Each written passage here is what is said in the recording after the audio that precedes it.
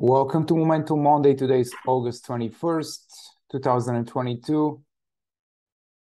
Howard, have you been putting any money to work lately, or you're just sitting on the sidelines mostly? I have to say, as a trend follower, it's just been brutal. Like, I took my hits and I don't have entries. I'm talking to you every week, so it's hard to, other than the occasional trade, which is hard to do for most people. It's just been my worst type of market. As you know, you've been watching me. But the good news is I don't need the stock market like other people. This is a great reminder how good it was for, I don't know. But think about the FANG world, how good that trend was in software and the cloud stocks for 8 years. I Yeah. mean, I got to find a new trick. So walk us through what we're seeing. Yeah. Okay, from a short-term perspective, I think the indices are kind of stalling here near potential resistance, meaning the 200-day moving average for the S&P, it kind of tested it and it's starting to pull back.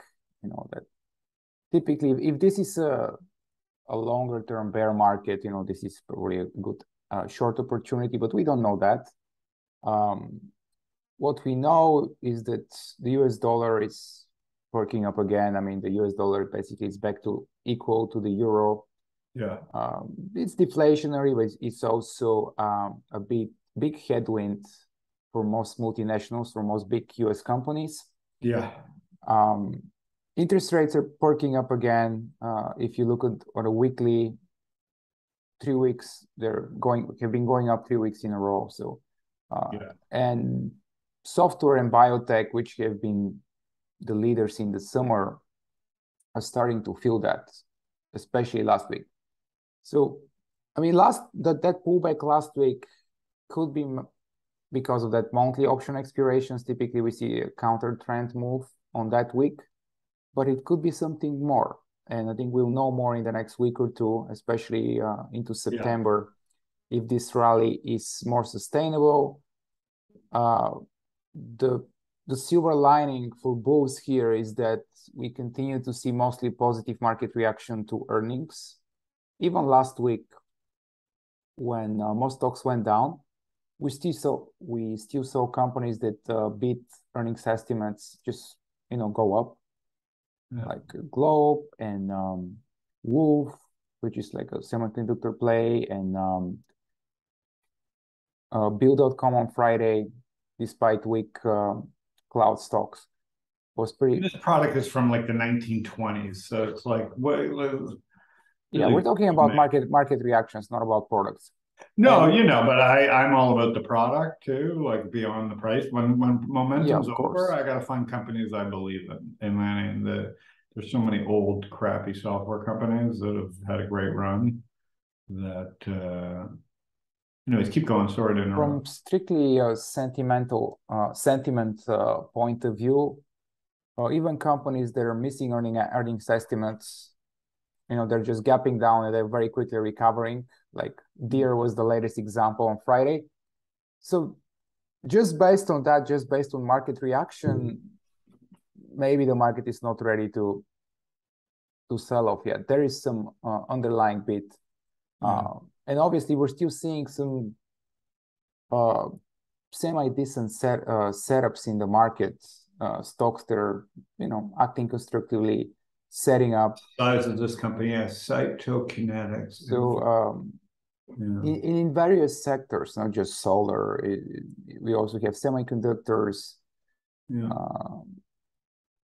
biotech, obviously, definitely quite a few names that are looking constructively in the space, but that could change very quickly if interest rates continue to go up and if Fed decides to stay on its course. So far, the whole premise behind this rally in the past couple of months is that the Fed will probably pivot, and they're not gonna be as harsh, raising interest rates and dropping their balance sheets. Yeah.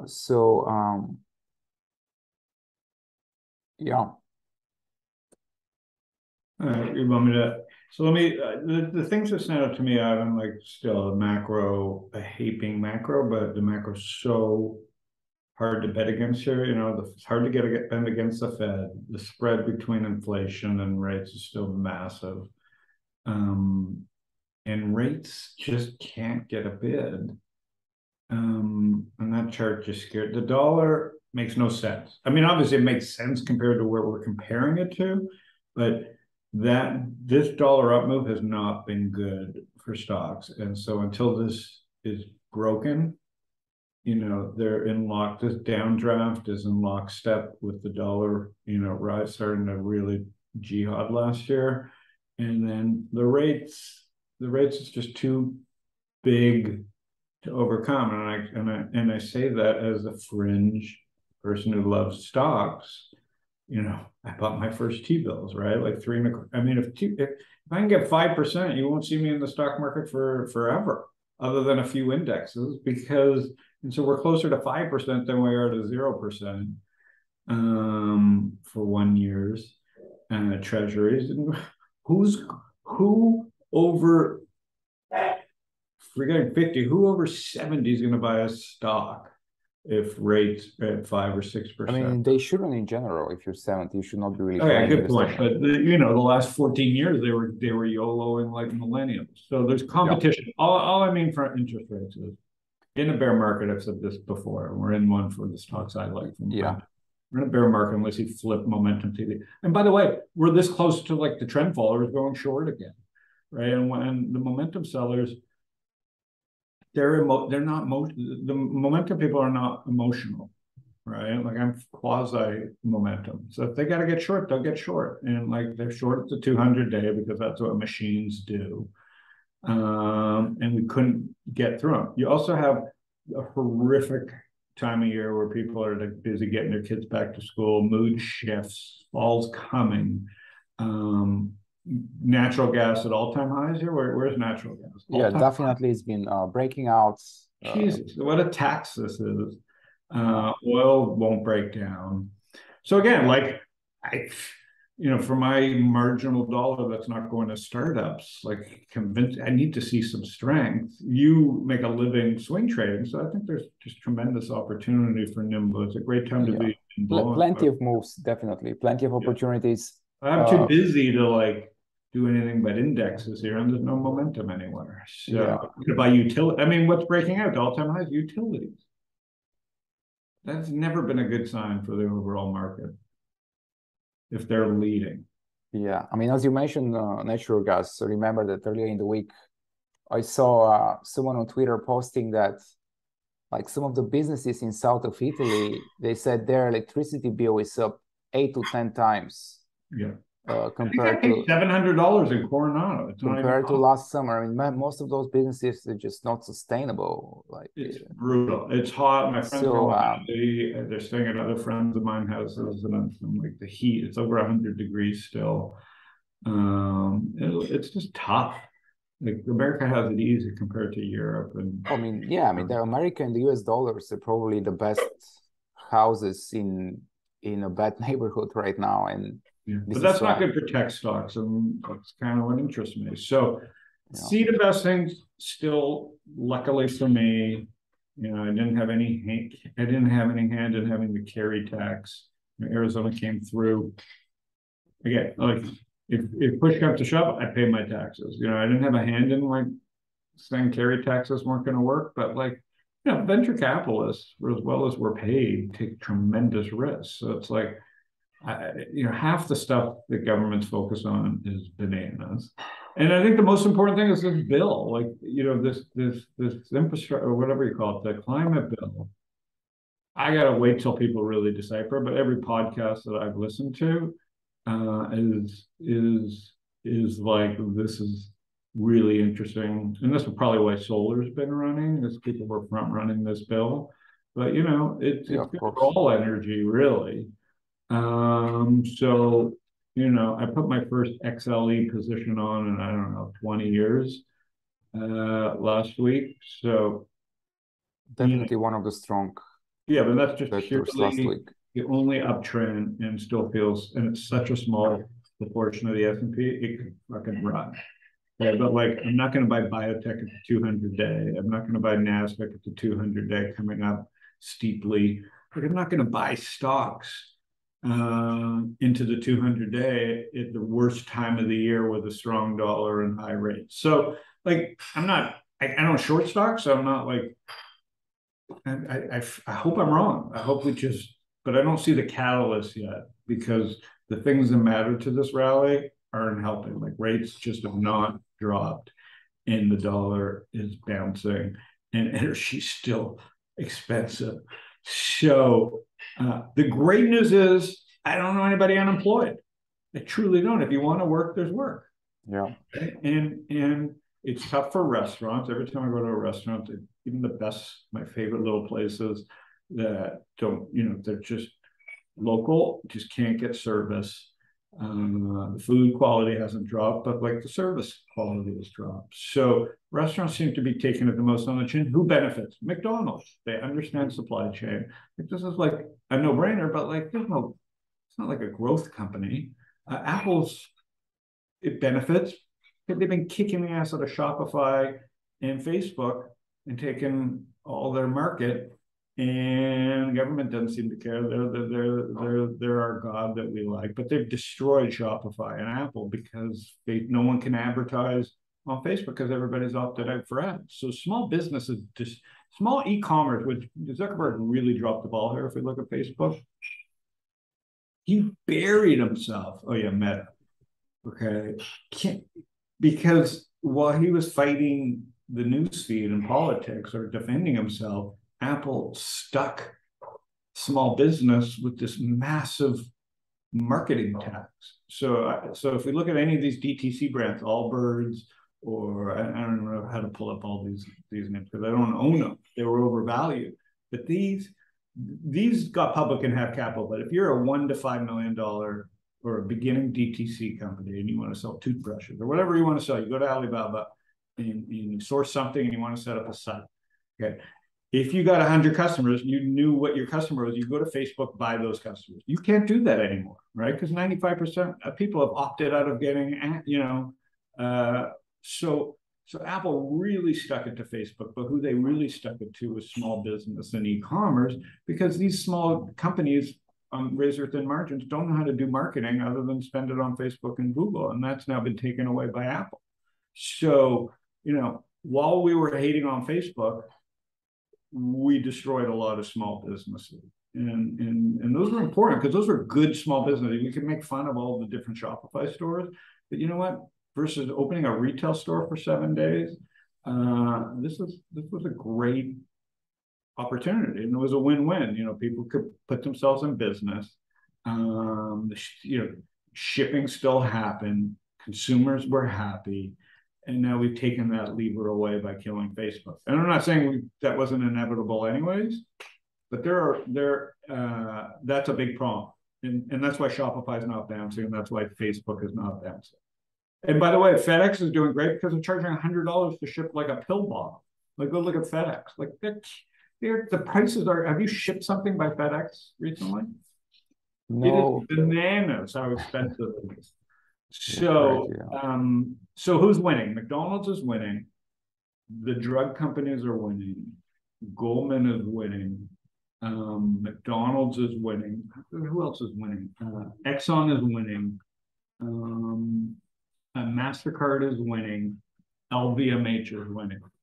So you either have luxury brands, Apple and LVMH, or McDonald's and drug companies. So it's not like America's not doing great. These companies employ a lot of people, Ivan, but own the index. This is like owning the index. Why the S&P's outperforming the rest of the world? Like, especially when we factor in the U.S. dollar. Like, S&P is like all-time high relative to foreign markets. So money keeps pouring in. Here's the other good news: the Saudis. Aramco, I don't know if there's a ticker. Do you have the ticker for Aramco? It's 48 billion in profits. I'm not sure. 48 billion in profits. I don't think they have it here. The largest profit ever. So all that money is going to come into the U.S. What are the Saudis are going to do? They're gonna buy treasuries. They're going to buy Apple. Now they're diversified. So there is some good news, and that's why I think the market hasn't cratered. Is this money? As long as there's a strong dollar, the reason it's a strong dollar, everybody's divesting their oil profits from around the world, and soon to be your natural gas profits, and your drug profits, and your oil profits, and they're going to buy the American stocks. Yeah, of course. Yeah. So there is a buffer underneath. And the same thing with Warren Buffett. He's sitting on all this cash. What's he going to buy? He's going to buy more Apple if it drops 20%, like he did when it went to 130. So I just think it's a tough market to pick stocks. And in a bear market like this, the index is probably the way to play it. But the QQQ seems done to me mainly because of the US dollar and rates. And there's so much dry powder on the sideline to invest in startups. I think that's where people are going. So, hopefully that helps. But I don't have any like hot ideas other than LVMH, McDonald's, Apple, Exxon, NVAQ, Nasdaq's doing well, MasterCard's holding in there. The drugs. Yeah, but what's your time horizon on those? Forever, because I don't want to. Most of them I just own through an index, right? Okay. Like, I own some Apple. It's still my biggest position. I don't own McDonald's. I don't want to buy drug companies because I don't know how that builds. The new infrastructure, whatever the new bill is, like the government can basically price fix drugs, which maybe they should, but like that's a war zone. So with Merck and Bristol Myers breaking out, who knows? It's not like they're growth companies, and they're probably benefiting from the strong dollar. So that's it. I think people just have to be patient here because the competition for people's dollars is now actually some T-bills and bonds, and I think value hunters will go look at the cheapies will still go after China, even though I think it's got more risks than ever. And they're going to look at emerging markets because, relatively people think there's value there. I would stay away, but China is a mess. Yeah, I think it's about to get worse. Yeah.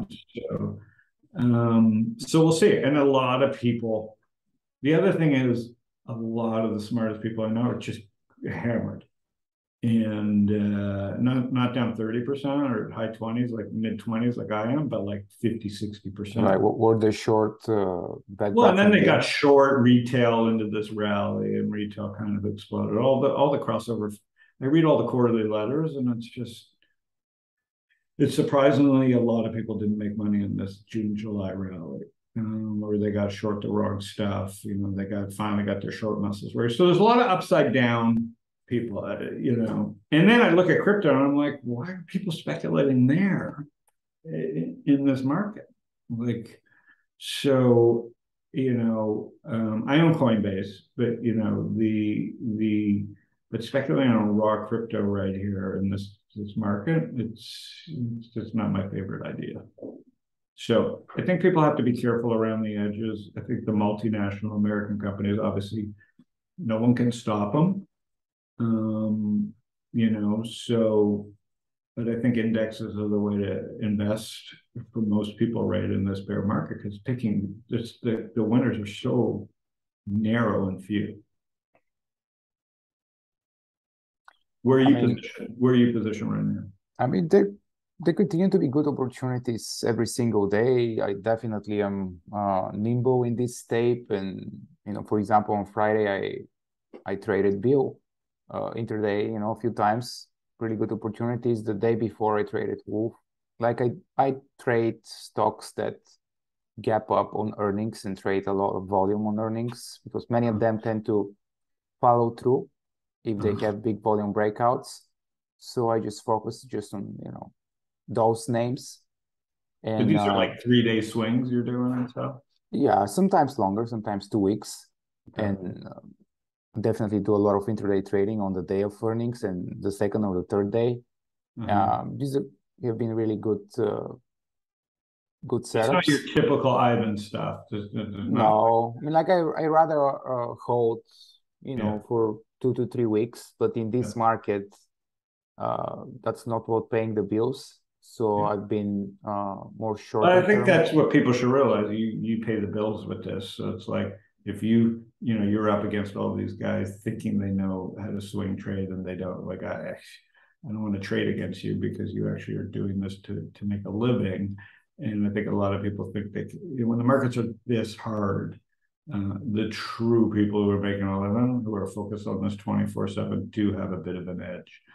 And that's why I kind of completely am not trying to like do anything funky in this market. I'm waiting for a good trend to emerge. The only trend right now, as I see, is higher rates, higher energy. It's broadening energy, which could be good long term, Yeah. and a strong U.S. dollar. But that's about to go out at all-time highs with Warren Oxy.